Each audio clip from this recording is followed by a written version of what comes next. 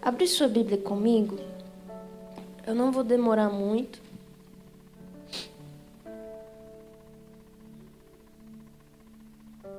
Apocalipse capítulo 2.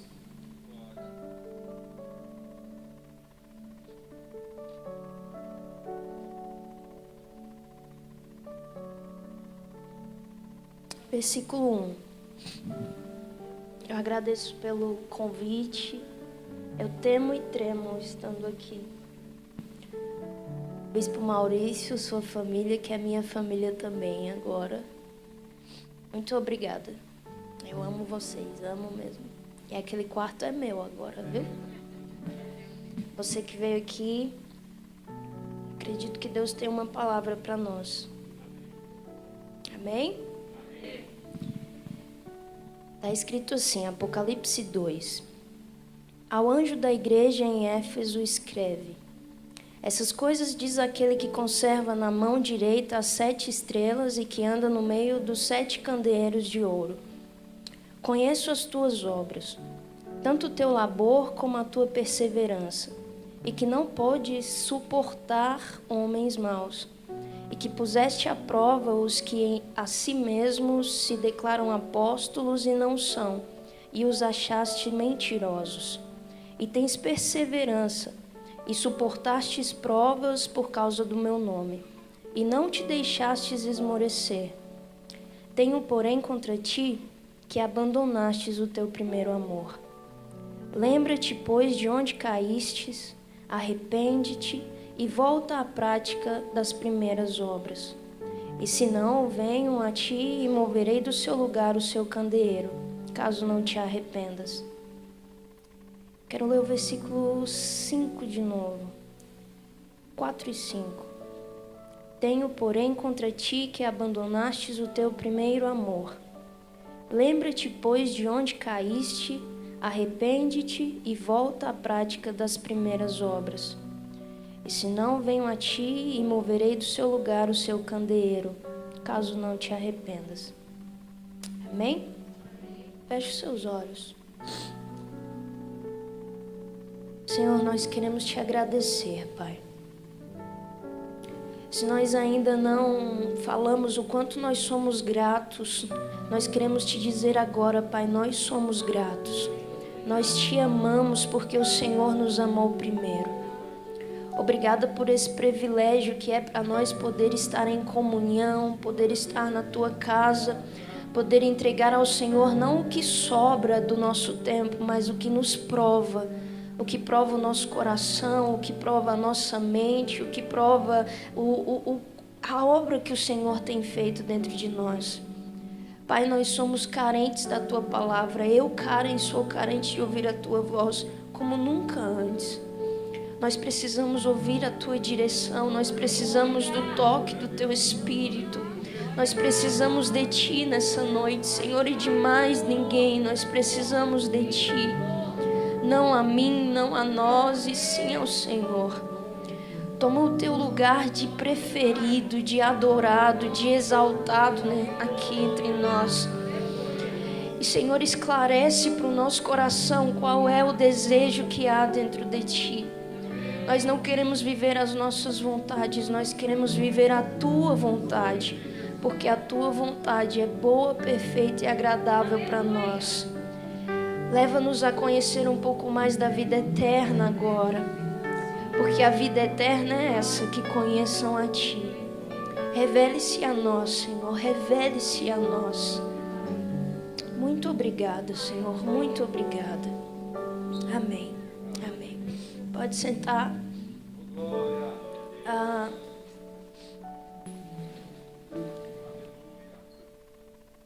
Quando eu estava no avião vindo para cá,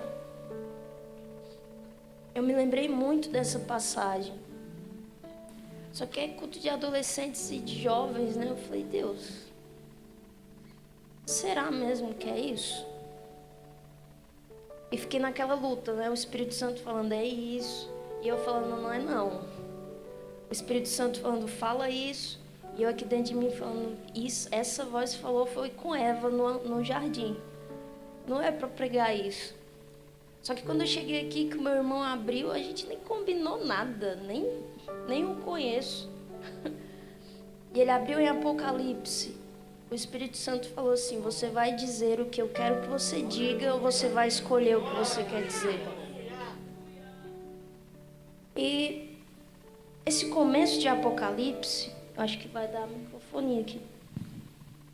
Esse começo de Apocalipse é um pouco peculiar, porque essas cartas não são escritas por João, mas não nascem em João.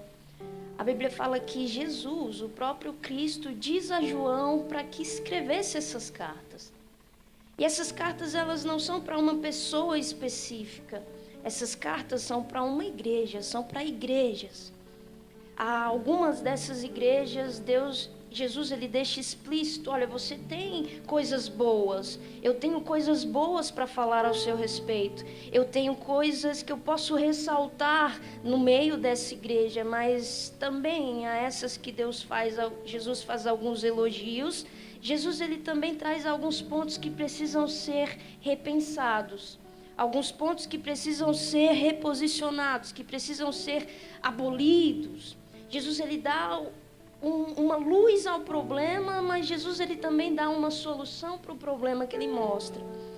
A uma igreja, Jesus ele vai falar: olha, você tem uma aparência de quem está vivo, mas eu sei que você está morto. A uma igreja, Jesus, ele vai falar: olha, era preferível que você fosse quente ou frio, mas porque você é morno, eu vomitarei você da minha boca. Mas essa igreja que a gente lê aqui é uma das igrejas que a gente ama ler sobre ela, que a gente ama estudar sobre ela, porque não é uma igreja de todo ruim. Jesus, ele diz: eu sei que você é perseverante, eu sei que você não suporta a obra dos mentirosos, eu sei que você tem perseverado por amor ao meu nome. E isso é bom, sim ou não? Isso é bom. Eu tenho essa característica como algo bom em você. Mas eu preciso dizer uma coisa: apesar de tudo isso, eu ainda tenho algo contra você. Porque é possível ser perseverante, mas ser perseverante sem amor. É possível você não suportar coisas mentirosas e ainda assim não ter amor. É possível você fazer grandes obras bonitas, obras louváveis e ainda assim fazer sem amor. Mas a Bíblia me ensina que eu posso fazer tudo isso, eu posso profetizar, eu posso falar outras línguas, mas se não houver amor, de nada vai valer. Nessa história, nesse versículo, Jesus ele está dizendo: eu sei que você tem coisas boas, mas o que eu quero ver em você é ter amor enquanto faz coisas boas. Jesus ele fala assim: eu tenho porém contra ti uma coisa. Não são os teus pecados. Eu já levei, Jesus já levou sobre si. Não são as suas falhas, não são essas falhas. Jesus sabe que nós falharemos. Mas o que eu tenho contra ti é que você abandonou o seu primeiro amor. E sabe, parando para pensar nos tempos que a gente está vivendo, é dolorido constatar que muitos de nós perderam o primeiro amor. Nós fazemos porque nos acostumamos a fazer e não mais como antes, porque amávamos fazer. A gente louva não mais porque amamos louvar a Deus, mas porque a gente aprendeu que no ritual do culto a gente tem um momento do louvor. Então a gente levanta as mãos porque todo mundo está levantando e não mais porque nós amamos louvar aquele que merece ser louvado. E não mais porque nós amamos levantar as nossas mãos e render o nosso coração para aquele que merece ser adorado.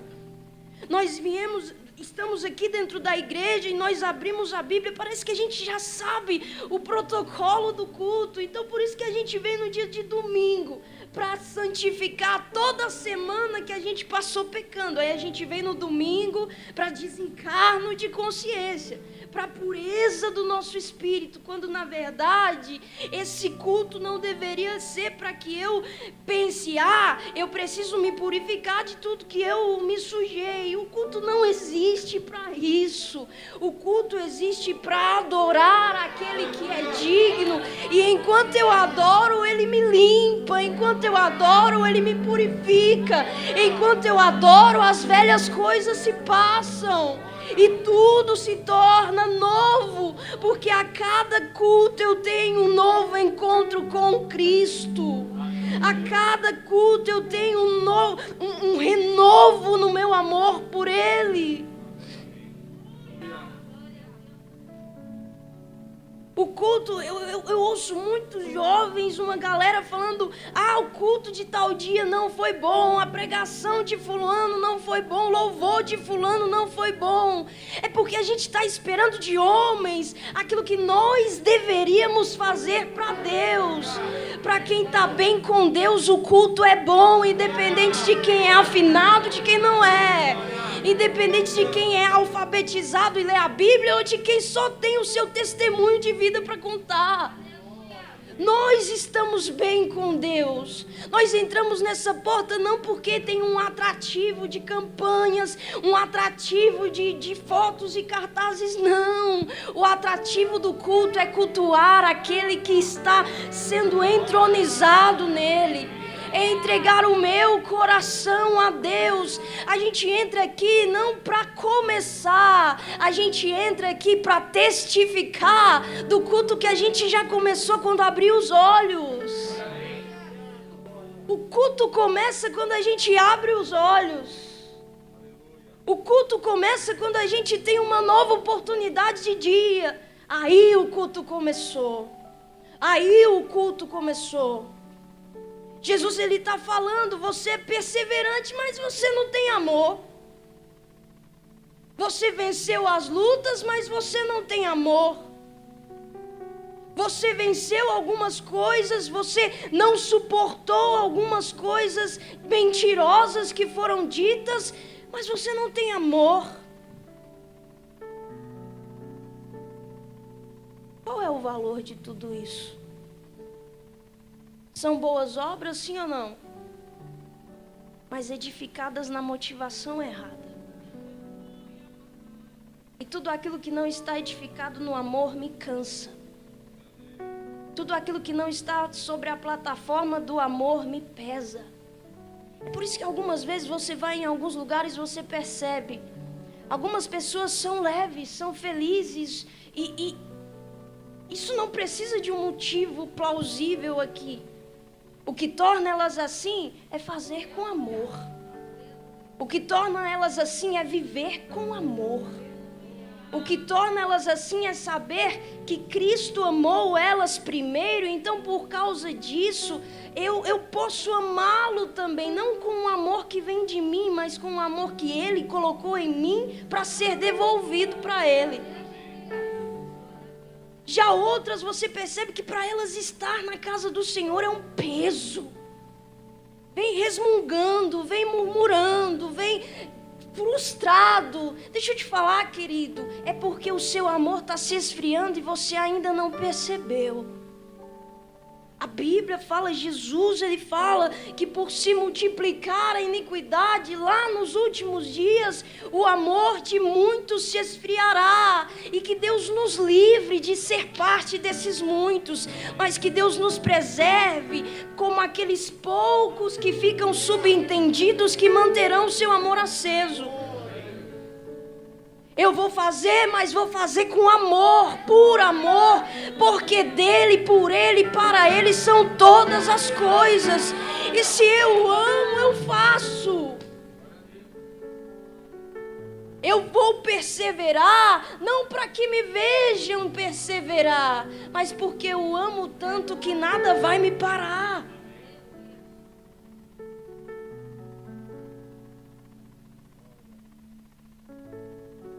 Deixastes, abandonastes o seu primeiro amor. Jesus, ele não está falando que o amor foi roubado. Jesus, ele não está falando que o amor foi perdido. Jesus ele não está falando que o amor foi levado com algumas circunstâncias. Jesus está falando, você abandonou.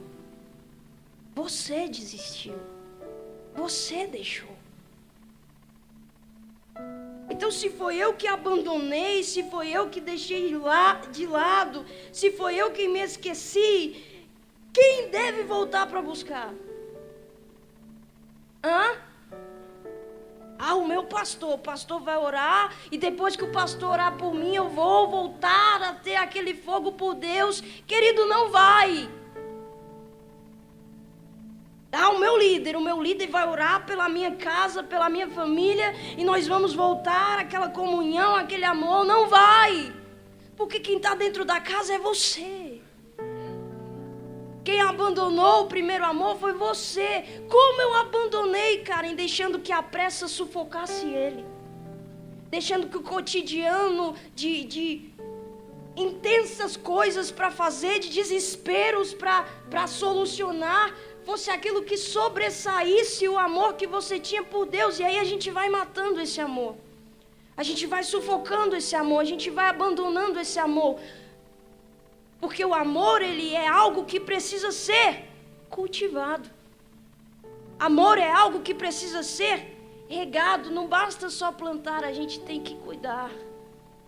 Não basta só dizer eu tenho amor, eu preciso praticar amor. Não basta só postar que eu amo a Deus, eu preciso ter uma vida diária de prática e comportamentos que revelam que eu de fato amo. Não basta só caminhar com uma blusa escrito que amamos Jesus. Porque às vezes a blusa diz uma coisa, a boca diz uma coisa, mas a nossa vida diária conta o avesso de tudo isso. A gente fala que ama, mas a gente não sabe amar. A gente fala que ama, mas a gente não ora mais. A gente fala que ama, mas a gente não cuida mais desse amor com Deus. E na nossa cabeça está tudo bem, mas você não percebeu, está ficando para trás, você está abandonando, está se esfriando. E a gente vem e canta sobre fogo, mas o amor está se esfriando. Porque a gente quer fogo na nossa empolgação e não fogo no nosso amor. A gente quer fogo nos nossos sonhos, nas promessas, mas a gente não quer fogo no amor por aquele que prometeu. Ele vem antes da promessa. Na verdade, ele é a maior promessa. A gente quer fogo nos cultos, mas a gente não carrega esse fogo para dentro da nossa casa. Deixa eu te falar uma coisa, meu querido, nessa pandemia Deus fechou a porta de muitos lugares, mas existe uma porta que não se fechou, que é a porta do seu quarto. Mateus 6, entra para o seu quarto e fale com Deus em secreto, a porta não se fechou. A gente testifica do amor fora, mas a gente cultiva ele lá dentro. A gente testifica, frutifica dele aqui fora. Amo a Deus e ao meu próximo como a mim mesmo, mas o primeiro passo é cultivar o meu amor a Deus. É por isso que a gente não sabe mais se relacionar com as pessoas, porque o primeiro passo está sendo negligenciado. Não amamos nem a Deus que nos amou primeiro, quanto mais ao nosso irmão.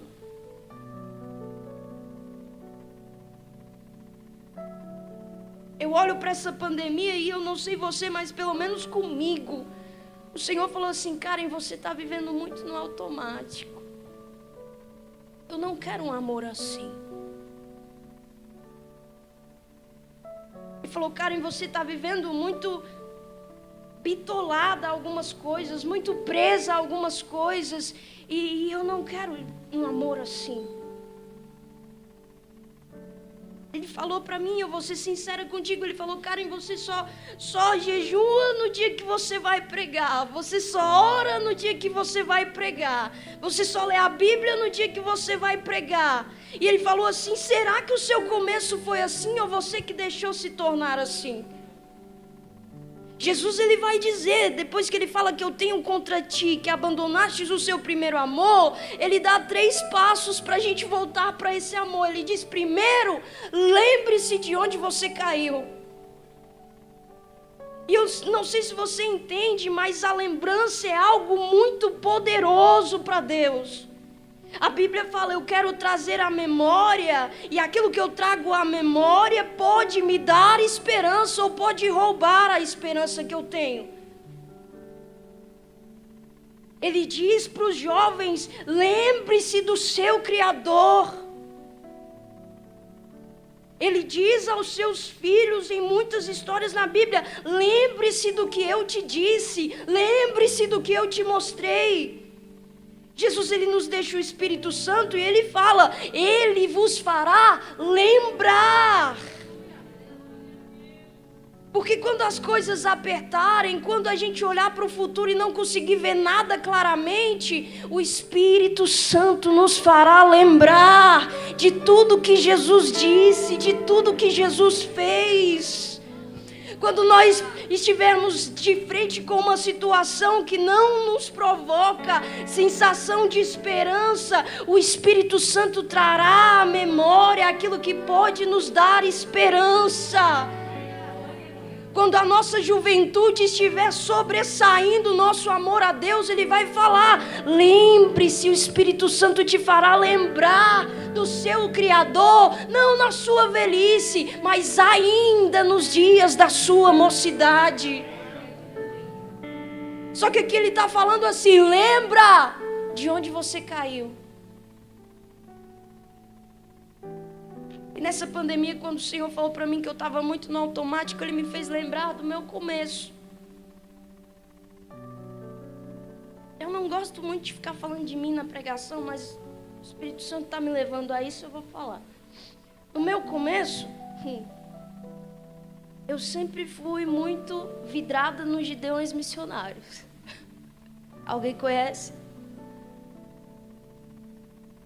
E no meu tempo, os congressos dos Gideões missionários eram muito sinistros. Eu não tinha um DVD em casa, o aparelho, não tinha televisão, mas eu tinha o DVD, o CDzinho. Eu lembro que eu começava a marcar rolê com os amigos da igreja para ir na casa deles, colocar o DVD no aparelho deles e assistir na televisão deles. Eu lembro quando eu assistia isso, os cultos desse congresso, desse congresso, geralmente no final sempre tinham as pessoas voando por cima, arrebatadas, outras caídas, era assim, né? E eu gostava muito das pregações do Marco Feliciano. Amém? Eu lembro que assistindo na casa dos outros, geralmente só eu ficava até o final. Eles saíam, iam fazer outras coisas na casa e eu ficava vidrada na televisão, assistindo a pregação até o final. E quando chegava no final, que tinha a parte de oração que o Marco Feliciano fazia, eu me ajoelhava na frente da televisão e falava, Deus, eu quero viver algo assim. Eu não falava, Deus, eu quero pregar. Eu falava, Deus, se eu pudesse ser pelo menos a pessoa que é arrebatada e caminha aí pelo meio da multidão, por cima da multidão, eu estou feliz, mas eu quero viver algo assim. Eu lembro que depois de um tempo, minha avó me deu uma televisão e meu tio me deu um DVD. Tio-pai, né? Me deu um DVD. Aí, minha casa era o meu quarto. Passava horas e horas e horas assistindo DVD de pregação e trocava, voltava e trocava. E sempre na hora da oração, de um DVD, de algo gravado, eu ajoelhava na frente da televisão e pedia para Deus para viver alguma coisa nova, diferente. E eu lembro que eu passava horas no quarto, deitava no chão, babava no chão, chorava no chão, pedindo para Deus algo novo. E quando o Senhor me confrontou nessa pandemia, Ele falou assim, Karen, você pode se lembrar? Lembra de quando você começou? E Ele falou nitidamente para mim assim, Ele falou, Karen, você era a minha menina. Você passava horas e horas sendo ministrada. chorava e o chão não era frio demais para que você se ajoelhasse nele. Você gastava tempo na minha presença. Ele falou assim para mim: filha, você ficou muito independente. Você cresceu demais.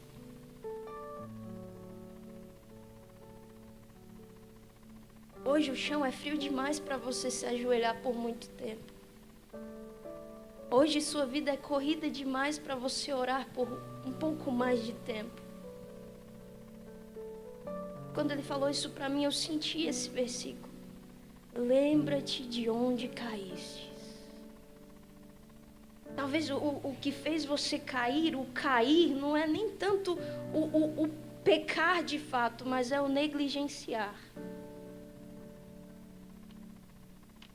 Talvez o seu cair não é nem tanto que você adulterou, que você foi promíscuo, que você mentiu, foi rebelde, não. Mas é que você parou de fazer com afinco que você fazia antes. Não é que você não ora, é que você não ora como antes. Não é que você não jejua, é que você não jejua como antes. Não é que você não dedica um tempo a Deus, é que você tem pressa de sair desse tempo com Deus.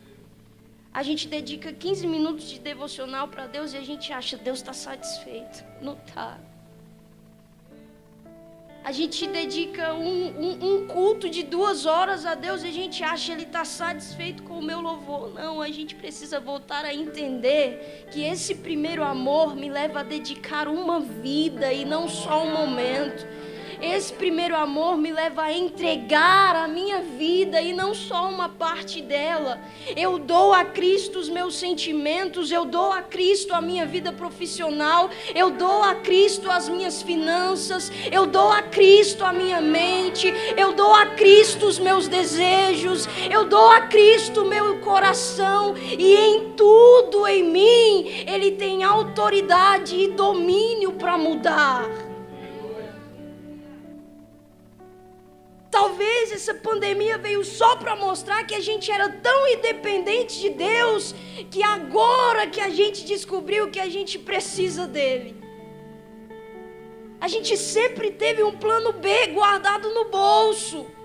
Deus nos deu uma promessa e a gente acredita na promessa, mas talvez Deus errasse no tempo de cumprir a promessa. Então meu plano B vai fazer a promessa se cumprir no tempo que eu achar certo. Não é assim. Talvez a gente ainda tinha um plano B guardado nas folhas, no meio das folhas da nossa Bíblia. E a gente lembra das promessas que Ele diz. E a gente é perseverante pela promessa, não pela confiança naquele que prometeu. A gente é perseverante pela palavra e não pela confiança naquele que nos deu a palavra. Então a gente não está caminhando por fé. A gente está caminhando por vista. A minha vista me dá um esboço do que eu tenho que fazer para chegar na promessa. A minha fé não, ela tira o meu chão e me bota diante daquele que me prometeu. E aí vem o Espírito e fala assim: você tem coragem de caminhar sem chão, sem plano B, sem o seu esboço, mas ir em direção àquele que te prometeu?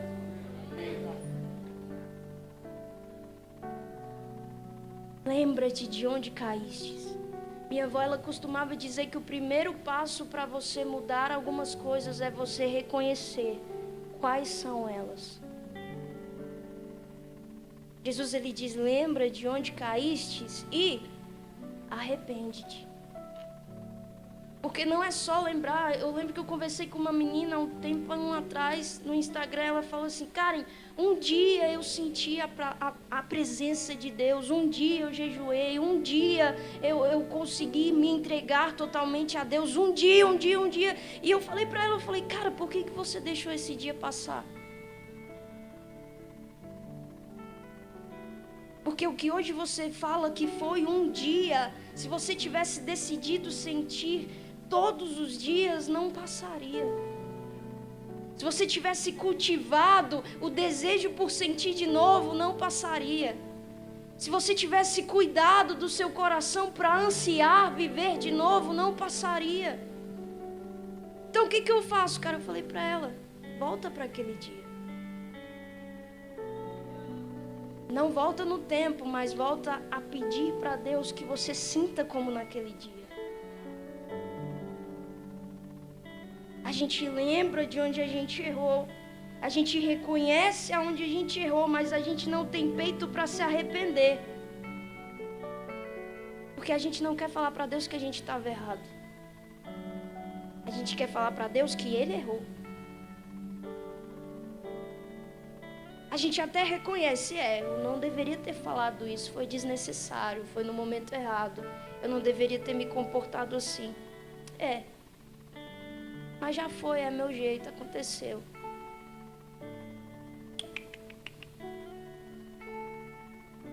A mente de um cristão, ela sempre vai, no dia do retorno, colocar ele de joelhos diante de Deus. O coração que te enganou lá onde você caiu e perdeu o primeiro amor, ele vai no retorno te levar ao arrependimento por ter se esquecido desse amor. A gente vira para Deus e a gente quer ter razão diante de Deus. Há um tempo atrás o Senhor falou assim, Karen, eu preciso que você ame obedecer mais do que você ama ter razão. Porque eu gosto de ter razão.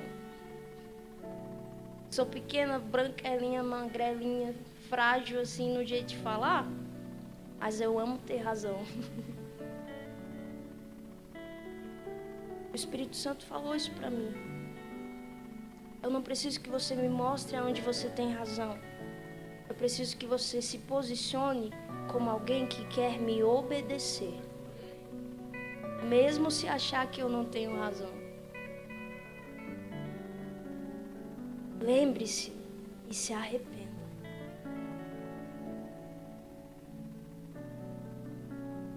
Lembre-se e se arrependa.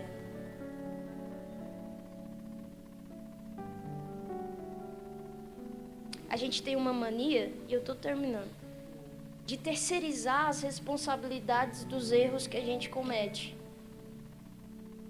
A gente peca, e aí parece que a gente quer virar para Deus e falar, Deus, foi fulano que me apresentou. Deus, foi fulano que me levou. Deus, foi fulano que fez, que me chamou, que me convidou. Eu só fui. Aí que está o problema, você que só foi. Deus, então tira ele da minha vida porque ele me levou para o caminho errado. Deus, então arranca ele da minha vida porque ele disse algo que me tentou. Deus vai permitir que algumas pessoas fiquem na sua vida e façam alguns convites estranhos para ver aonde seu coração está. Assim como o povo no deserto. Deus permitiu o deserto, Deus os levou ao deserto e a Bíblia fala, Deus diz, eu coloquei vocês no deserto para saber o que existia no coração de vocês. Essa pandemia trouxe para mim uma certeza. O problema não está no outro, o problema está em mim. A gente ama identificar os problemas da igreja, mas a gente nunca quer ser solução para esses problemas. A gente ama brigar sobre as características nos nossos irmãos que precisam ser mudadas, transformadas, modificadas, mas e as nossas? Eu não mudo ninguém, mas eu posso escolher mudar. Frase de Facebook, não, frase cristã. Jesus, ele termina dizendo assim, lembra de onde você caiu? Lembro, Jesus. Eu lembro que foi esse dia. Eu lembro que foi essa palavra. Eu lembro que foi essa desobediência. Eu lembro, Jesus, aonde foi. Se arrepende, eu me arrependo, Jesus. Eu não faria de novo. Eu não diria de novo. Então, volta à prática das primeiras obras.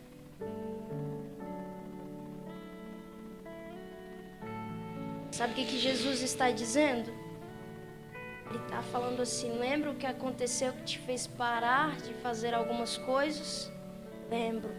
Se arrepende de ter parado de fazer? Me arrependo. Então volta a praticar. Talvez para você seja uma vida mais constante de oração. Jovem acha que não precisa orar, nós precisamos orar.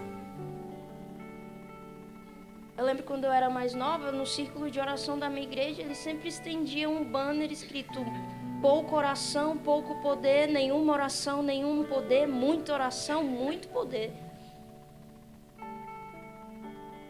Porque a oração muda as coisas. E ela não existe para mudar Deus.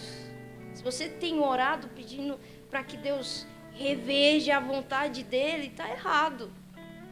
Deus, eu quero viver a tua vontade, mas eu queria que ela fosse assim. Deus, eu quero viver o propósito, mas eu queria viver este propósito.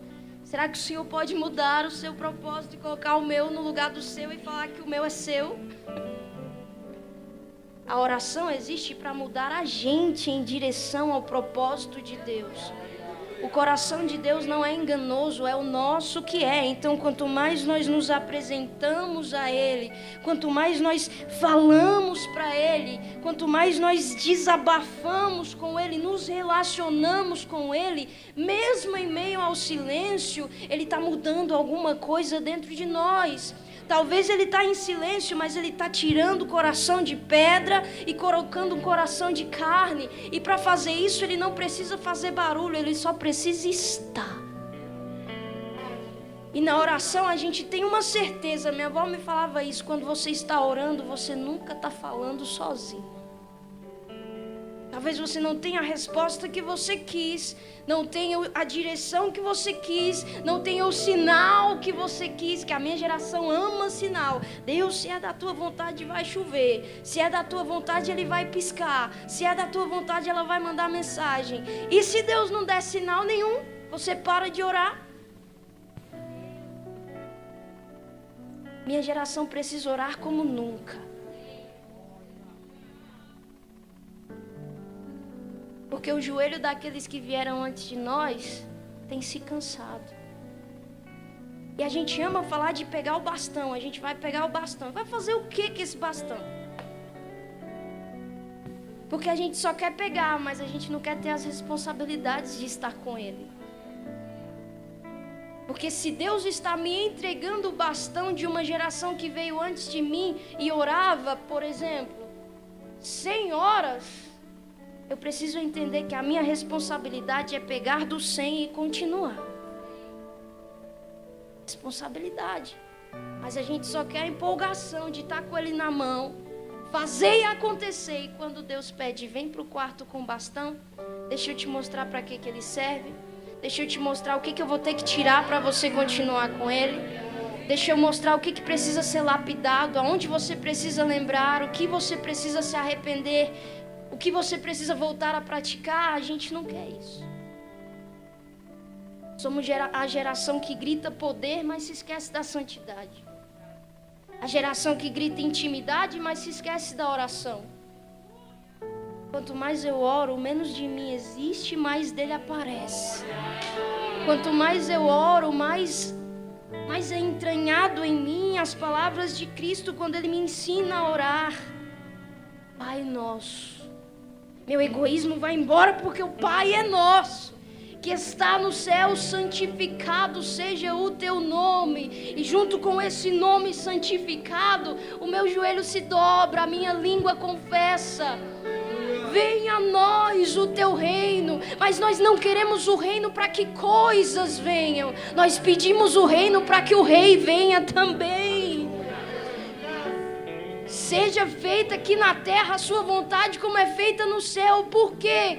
Porque nós não queremos o céu porque o céu é bonito, porque o céu tem coisas de ouro. Não! Nós pedimos o céu para que nós sejamos transformados à imagem de Cristo, à imagem e semelhança de Deus. Por isso nós oramos. A oração não é para mudar Deus, é para me mudar. E talvez a volta da prática de alguma coisa que você fazia antes e não faz mais seja a oração. E glória a Deus, porque nós ainda temos força, jovem, para voltar a orar. Glória a Deus, porque nós ainda podemos, ainda há tempo de cultivar uma vida de oração. Glória a Deus por isso. Ou talvez a prática que você precisa voltar a ter seja jejum. Minha geração não jejua. Uma vez uma menina falou para mim, jejum é coisa de crente antigo. O quê? Pois então, eu sou uma velha. Jejum não é coisa de gente antiga, de crente antigo, de doutrina antiga, não. Jejum é coisa de crente, de quem quer matar sua carne para que Cristo viva ainda mais dentro de nós. De quem quer matar a carne e vivificar o espírito. Não é dieta, não, é jejum. Jejuns. Eu comentei com o bispo no carro. Teve um ano que eu fiz 3 meses de jejum de café. Para mim foi os piores meses da minha vida, porque eu amo café. Mas o resultado disso foi que Deus mudou muitas coisas em mim. Foi que Deus me deu uma nova porção de unção, de palavra, de momentos com Ele. E eu sou grata, porque Deus me deu graça de entregar para Ele até aquilo que me custou alguma coisa. Tem gente que invalida o jejum de redes sociais. Eu não invalido, porque tem gente que é viciada nisso. Então, quando eu me abstenho de algo que me provoca dor, de algo que mexe comigo, de algo que me deixa desconfortável, na verdade eu estou falando, Deus, eu te amo mais do que a isso. Deus, eu te quero mais do que a isso. Esse era o meu outro amor, mas eu estou pedindo, queima, tira de mim, apaga o efeito desse amor em mim. E vou falar. Tá chegando dias que a gente vai ter que fazer jejum até da nossa opinião. Porque nessa geração de ideologias, em êxtase, em excesso, parece que a nossa opinião virou o nosso próprio Deus. Volta a praticar as primeiras obras, as boas obras. Ou se essas boas obras, essas primeiras obras, para você, que você precisa voltar a fazer, seja ler a palavra. E a gente tem vivido de coisas repetidas. A gente lembra do Salmo 91. Então a gente prega Salmo 91. A gente posta Salmo 91. E aí se alguém posta um versículo diferente, parece que a galera fala assim, oxe, tem na Bíblia isso aí? Tem. Você que ainda não descobriu, não teve tempo de parar e perceber que a Bíblia tem tantos assuntos, tantas vertentes, que tudo que eu preciso para a minha vida está escrito aí. Que ela é um manual de vida, isso não é frase clichê, isso é verdade. Minha geração não tem lido mais a palavra de Deus e reclama de estar aprisionada. Minha geração não lê a Bíblia e reclama de não ter fé. A Bíblia fala, a fé vem pelo e ouvirá. Isso não é só quando alguém está pregando, é quando você abre no seu quarto e fala, Espírito Santo me direciona. Espírito Santo conversa comigo. Deus não está em silêncio para quem sabe aonde está a Bíblia dentro de casa. Eu me sinto presa. Jesus, ele diz, conhecereis a verdade e a verdade. Na oração sacerdotal ele fala assim, santifica-os na verdade a tua.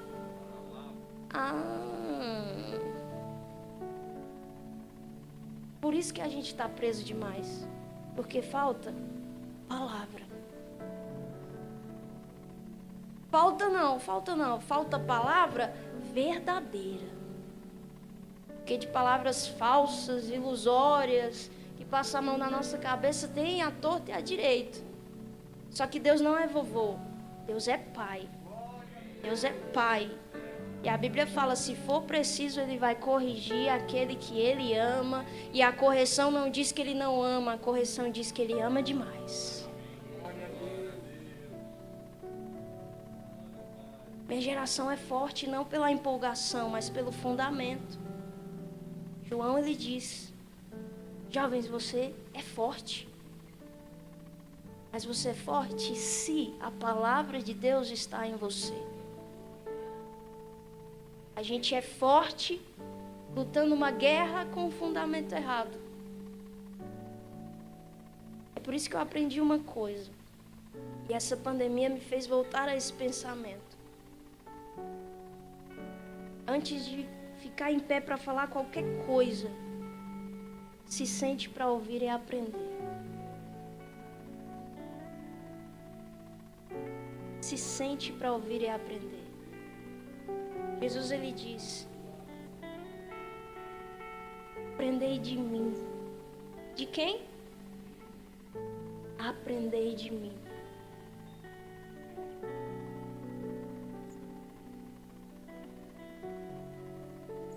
A gente precisa aprender dele, que é manso e humilde de coração, para que isso testifique no nosso e flua sobre alguém. A gente precisa aprender dele. E diz que há lugar, ele diz, venham a mim todos os que estão cansados e sobrecarregados, para que ao entender isso, flua de mim esse lugar de abrigo para o cansado e para o sobrecarregado, porque Cristo vive em mim.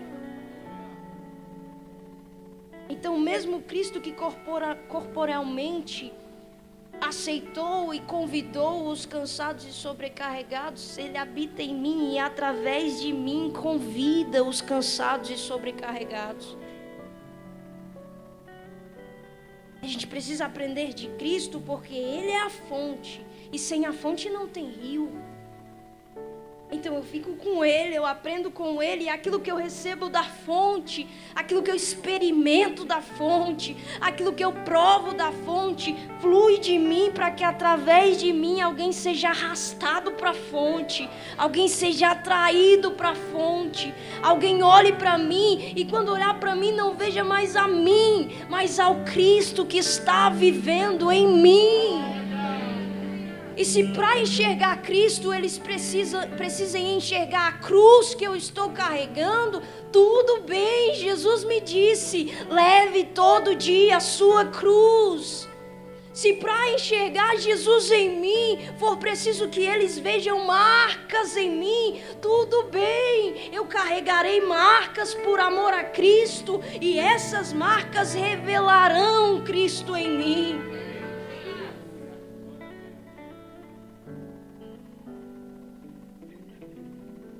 Jesus dá essas 3 sugestões. Lembre-se de onde você caiu. Se arrependa e volte a praticar as primeiras obras. E essas sugestões são para uma coisa: para que você volte ao lugar em que você abandonou o seu primeiro amor. Nessa pandemia, Deus ele me falou uma coisa. Falou assim, Karen, só vai continuar de pé nos últimos dias, quando o amor de muitos estiver esfriando, quem conservar dentro de si o amor dos primeiros dias. O amor dos primeiros dias não é um amor irresponsável, mas é um amor radical. O amor dos primeiros dias não é um amor que negligencia as consequências das suas atitudes, mas é um amor tão intenso que age. Não fica só preso na fala, ele se torna ação. Se para demonstrar amor a Cristo for preciso que você chegue mais cedo e limpe a igreja, faça isso. Não é se rebaixar, é amar. Se para demonstrar amor a Cristo for preciso que você vire a outra face para quem já acertou um lado da sua, faça. Não é fraqueza, é amor. Se preciso for para demonstrar o quanto você está em um primeiro amor com Cristo, que você ame o seu inimigo, ame. Ame.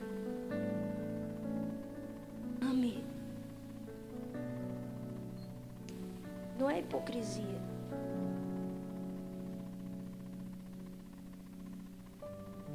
Amor.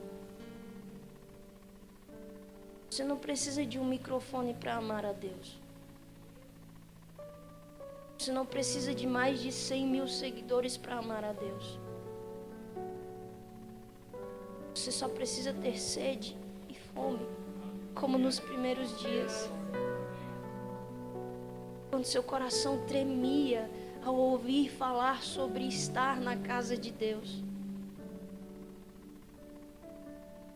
Quando seu ser tremia quando você ouvia o nome de Jesus ser mencionado por alguém. Um amor tão profundo que o seu corpo respondia. Nem quando você está apaixonado, que alguém, quem você ama, vem e chama teu nome, dá até um arrepiozinho assim. Deus. Quando você ouvia alguém falar o nome de Deus, seu corpo respondia a esse amor. Você pulava, você chorava, você dançava na presença de Deus, mas seu corpo respondia. Porque o seu coração já estava respondendo. A sua mente já estava respondendo. E isso só frutificou. Fica de pé comigo.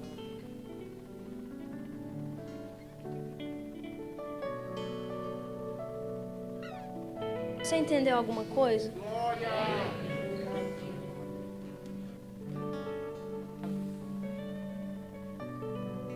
Deus sabe o quanto você foi perseverante nessa pandemia. Mas talvez você esqueceu de uma coisa. Amá-lo em meio à pandemia.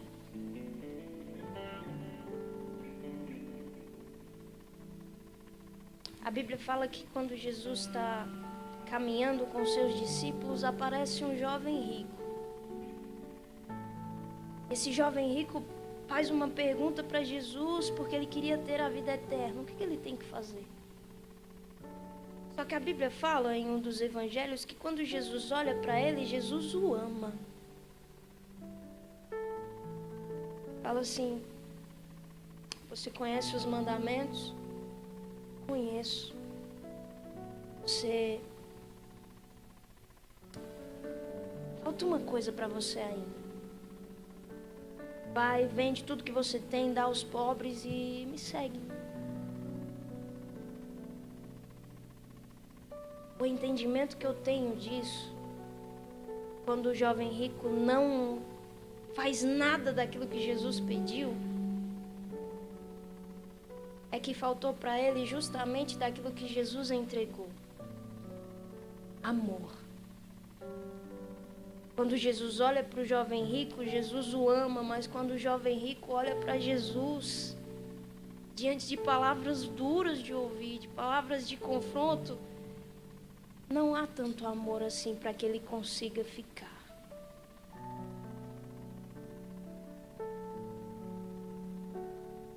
Cultiva o seu primeiro amor.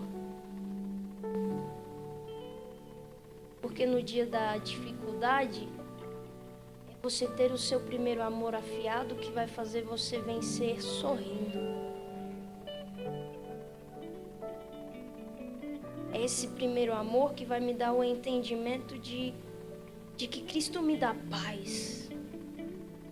E eu vou para o deserto, eu vou feliz.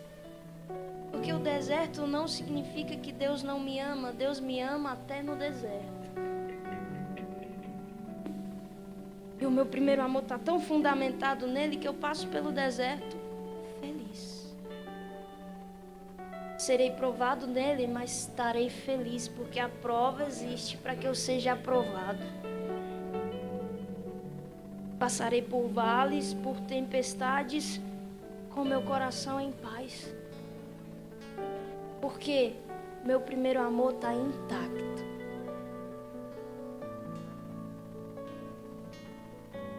Feche os seus olhos.